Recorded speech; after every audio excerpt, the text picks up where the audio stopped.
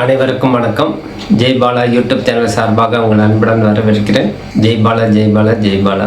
வருகிற வெள்ளிக்கிழமை 1ஆம் தேதி 8வது மாதம் 2025 சிறப்பு மிக்க நாளாக உள்ளது. இது அனைவரும் முழுமையாக பயன்படுத்தி கொண்டு இறைவனுடைய அருள் பெற சரியான தருணம் சொல்லுவோம். அப்போ இறைவனுடைய அனுகிரகம் பெற சரியான தருணம் அதுக்கு ஒரு நாள் அப்படின்னு பார்க்கும்போது வெள்ளிக்கிழமை வரக்கூடிய அஷ்டமி திதி முக்கியத்துவம் வாய்ந்தது. அதிலே சுவாதி நட்சத்திரம் சேர்ந்து வருது. வளர்பிறை அஷ்டமி. வளர்பிறை அஷ்டமியில் மகாலட்சுமிக்கு உகந்தது, பைரவருக்கு உகந்தது, காவல் தெய்வங்களுக்கு உகந்தது.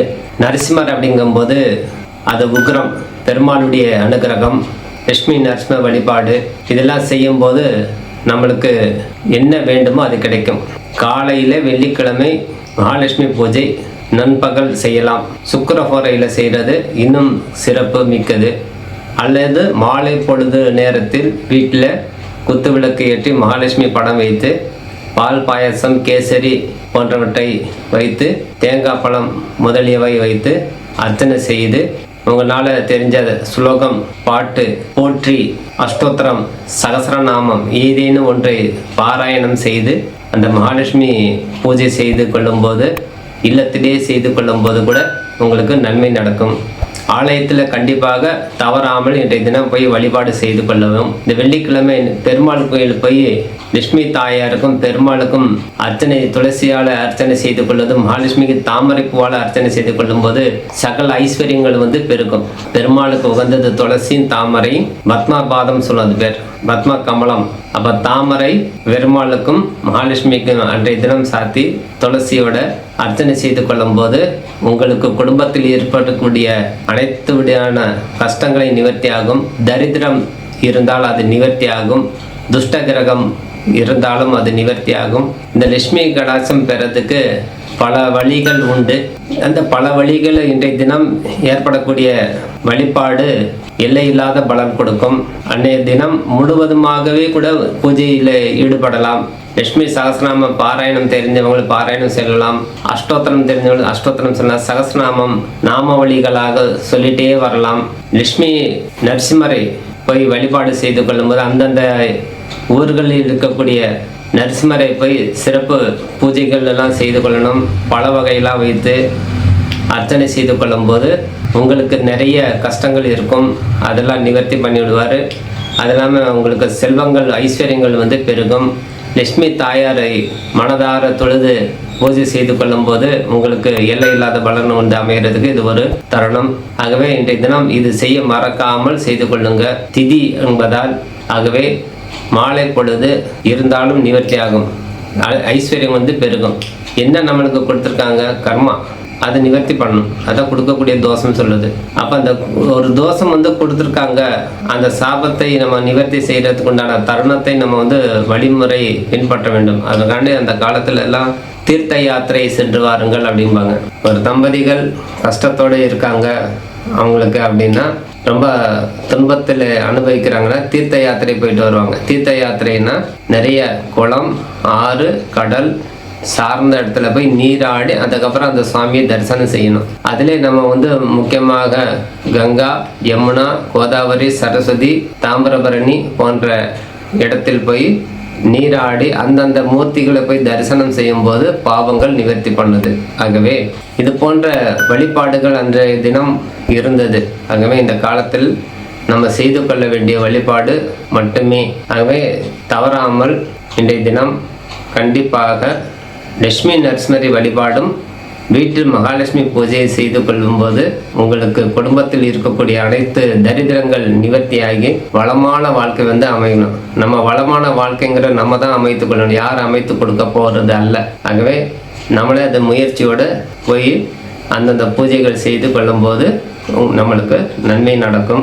ஆகவே தவறாமல் செய்யுங்க. லட்சுமி பூஜை செய்கிறது ஒன்றும் பெரிய கஷ்டம் இல்லை, எளிமையாகவே செய்யலாம். நம்ம வீட்டில் என்ன படம் இருக்கோ, ஏதேனும் ஒரு அம்மன் படம், கண்டிப்பாக லட்சுமி படம் எல்லா வீட்லேயும் இருக்கும். இல்லை சிறு சக்கரம், மேரு போன்றவற்றை வைத்து லட்சுமியுடைய பூஜை செய்து கொள்ளும்போது நம்மளுக்கு இருக்கக்கூடிய துன்பங்கள் நிவர்த்தி ஆகணும். இப்போ துன்பங்கள் தானே நிவர்த்தி ஆகுமா? ஆகாது. நம்மளாதான் அது நிவர்த்தி கொண்டான மார்க்கத்தை தேடிக்கணும். அந்த துன்பத்துண்டான மார்க்கம், துன்பம் எதனால வருது? கர்மா ஆட்டி வைப்பதால்.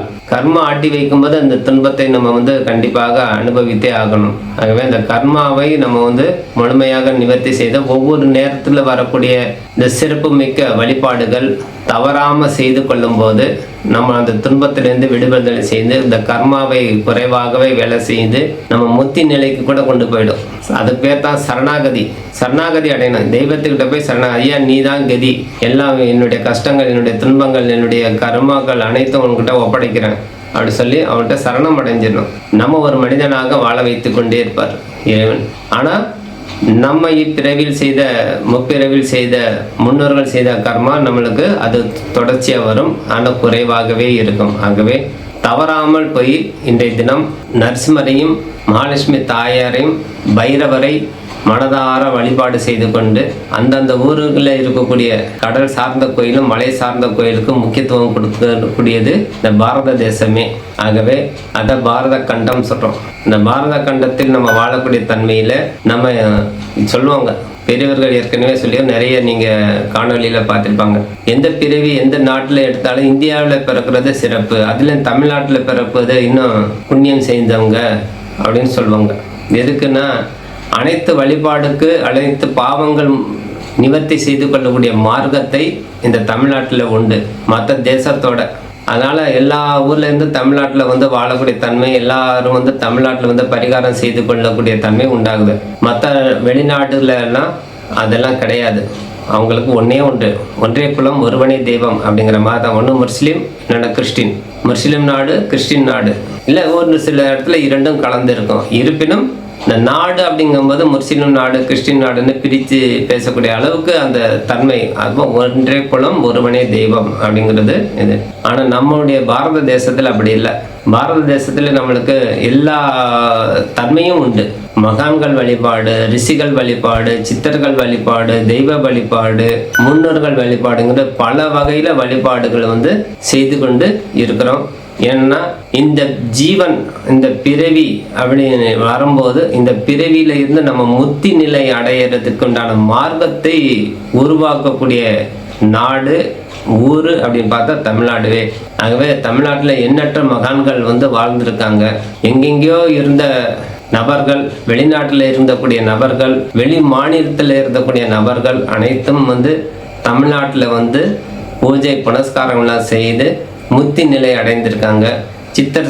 சித்தராக வாழ்ந்திருக்காங்க. ஆகவே பல சுவாரஸ்யமான விஷயங்கள்லாம் இந்த தமிழ்நாட்டில் தான் நடக்குது. ஆனால் நம்ம தமிழ்நாட்டில் பிறந்தவங்க இது முக்கியத்துவம் கொடுக்கறதில்லை. ஏனென்றால் நம்ம வீட்டில் செல்வம் இருந்தால் செல்வத்துண்டான மதிப்பு தெரியாது, கஷ்டம் இருந்தால் அது உண்டான மதிப்பு தெரியும்.